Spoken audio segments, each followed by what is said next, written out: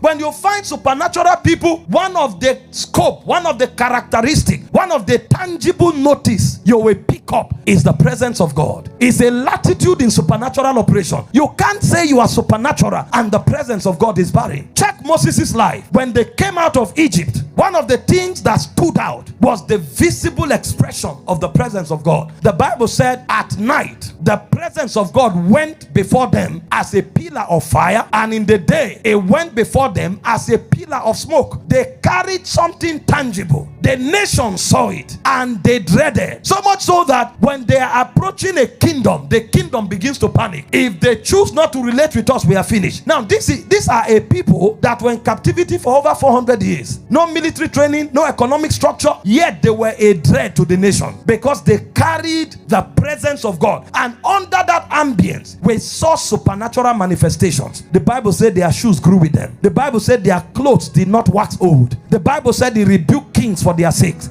Everywhere they went, they took over. So the presence of God is the token of the supernatural. The direction of God is the token of the supernatural. So anybody who carries the supernatural, you must find this token. When we speak about the supernatural, we are talking about a life that commands, sustains, manifests, and reveals tangible presence of God. So it's not just the direction of God, it's the presence of God. A man cannot say he walks in the supernatural if he is barren of divine presence. The proof that you have entered supernatural frequency is that when men come to you, they will sense God. They will know God is with you. Read your Bible. Hidden people, hedonistic people were the ones who recognized God's presence in God's people, amongst God's people. If you read about Joseph in Genesis 39 verse 1 to 5, the Bible said Potiphar realized that God was with Joseph. He knew. Joseph was not preaching in Potiphar's house. There was no record that Joseph came and started preaching about the God of the Hebrew. He wasn't even given that luxury. He was a slave, so he did what he was told. Nonetheless, the presence of God could not be hidden. The man said, no, God is with you. And on account of that, he gave him charge over